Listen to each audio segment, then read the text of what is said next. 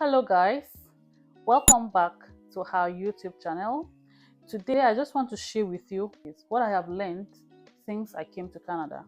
When you first arrive in Canada, people will be like, oh, in Canada it's a credit country, so you can always take money, you don't have to pay, you can always take money to buy whatever you want to buy. They will give you lots of credit cards, you can pay back like little by little and all of that, but nobody really explains how it works. So people just feel like, okay, I can just go anywhere, Walmart, I can go to my bank and just get credit card and just spend it that and just pay back little by little. Yes. So I did not also know all these things. When I first got here, it was so hard for me to even get credit card. I was just spending the money that I had, like the cash that I brought in. I was just spending it because in Nigeria we're not really used to getting things on credit and stuff like that.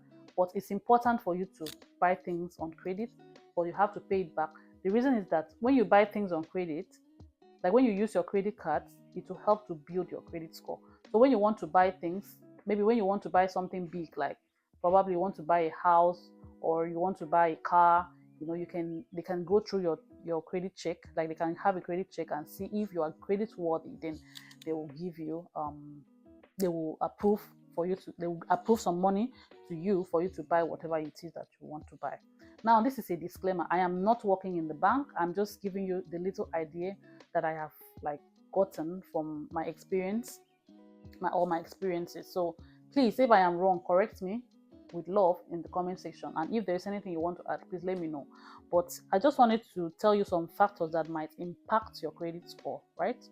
So I want to start by saying that when you go to get any credit card, the first thing you should understand is that they're gonna like ask you some questions on where you're working, where you live, how much you pay as rent and stuff like that before they can know amount of money they want to give to you as a credit, or the amount of money they want to put in your credit card. So when you get this credit card, it is important that you always like go through it, like check the app to know how much you are owing and then know how much you're going to pay back.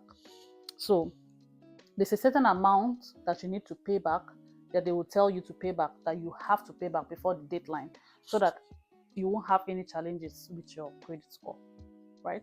So for instance, let's just take for instance you are given $1,000. You don't have to use all that $1,000 and then you keep paying little by little. You have a certain percentage you need to keep your money. So you need to use like 30%. You make sure that you use like 30% of that money, and then you can pay back little by little, right? So if you use more, then it will mean that when you want to check your credit score, it's likely going to be very low. So one of the things that you should be looking out for is insufficient mortgage experience. Or one of the things that could affect your that could impact your credit score would be insufficient mortgage experience. What they mean by that is that the longer your accounts have been opened, the better they are perceived by lenders. So if you keep opening new accounts, yes, you get the credit scores, but then it's gonna affect your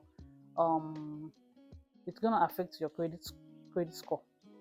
I'm just gonna read out some factors and just explain a little bit on them, how I understand that you could also look out for, so that you will not be experiencing some so that your credit score will not be dropping and you don't even know what you're doing wrong. So one of it is insufficient mortgage experience. So time is one of the most important factors for a healthy credit score. The longer your accounts have been opened, the better they are perceived by lenders. Opening new accounts can cause your credit to appear unstable because a record of responsible use has not yet been established by the account. Your credit score will improve as you keep your new account open, active, and paid on time. So this is really self-explanatory. I'm reading it out because sometimes we do not know, and some of us, we don't even read it. So you have to look out for it. Don't go opening so many accounts. The more accounts you open, the more your credit score is going to keep dropping. So it's better you keep your account that you've opened and then maintain it and just keep like using your credit card to buy things and then you're paying it back on time. No. So another thing is presence of inquiry. When lenders review your credit reports for the purpose of an application, a hard inquiry is placed on the credit report they check. A few inquiries a year is normal, but may cause a temporary drop in your credit score. If you have many recent inquiries, lenders may assume that you are having financial problems. Avoid unnecessary inquiries by only applying for credit cards or loans that you are sure you want. Don't be moved by maybe when you go to Walmart. I always talk about Walmart because I shop there all the time. When you want to pay, they'll be like, "Oh, do you want to get Mastercard?" And you already have lots of Mastercards. You already have lots of cards. You just you just say yes and you just get it. And then, but before you know, you've gotten like 10. It's not going to help you.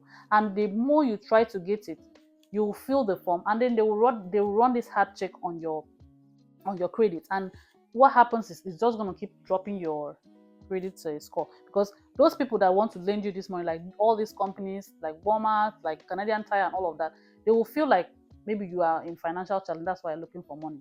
So it's not going to help you. So make sure that you are only getting the credit card when you need it. You're only getting loans when you need it. If you have a lot of money in some of your cards, then you don't need to go getting other ones.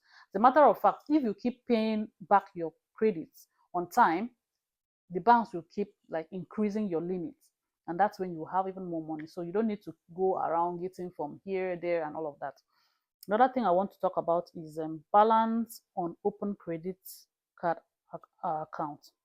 High levels of debt can signal to potential lenders that you are spending more than you can afford. It is a good idea to use your credit cards regularly, but remember to keep your balances below 35% of your available credit limit. If you have balances above 35 to 50%, you could see your credit score start to drop. So that is the one I was trying to say before. I said 30, but I made a mistake. It's 35.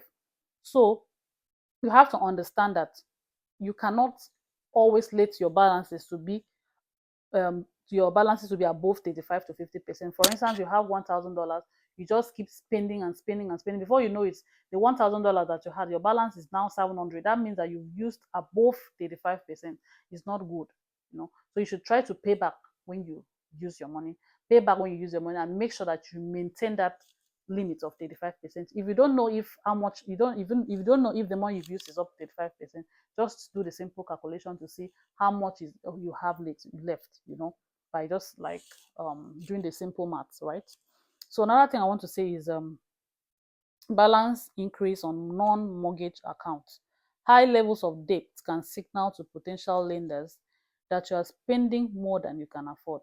It is a good idea to use your credit card regularly, but remember to keep your balances below 35% of your available credit limit. If you have balances above 35 to 50%, you could see your credit score start to drop. Yes, it's still the same thing. For some accounts that you buy like something expensive, you can always check down to see if you can put it on how is it called, installmental payment. So that way, that's a mortgage account. So that one will not drop your credit. So if you don't have anything that you are paying by installment, then you have to pay back. But if you have anything that just you're paying by installment, then you can still pay like little by little, and it will not affect you anyway. That is what this balance increase on non-mortgage accounts is talking about. Non-mortgage accounts are those accounts that you have that you do not have any ongoing installmental payments. So let's just say you bought maybe a laptop of 1,500 and you want to pay it, within the period of 12 to 24 months. Then you are not on that plan. So that means that you have to pay it back. But if you are on that plan, then you're fine to pay back like little by little. So that's just what I wanted to share with you today, because many of us that come into Canada newly, we do not know all these things. We just feel like we can always go and get money and all of that and spend it, and you find out that you are doing yourself more harm than good. When you really need money, you might be finding this thing very difficult. But if you have this in mind, you'll be keeping it in mind. Okay, I can't buy something right now because I won't be able to pay back. I can buy it later when I have money. I can pay it back and all of that. So please keep this in mind. And if you have any other idea about it that you want to add, I'm willing to learn from you as well. So please do well to put it in the comment section. Thank you very much. And I'll see you in our next video.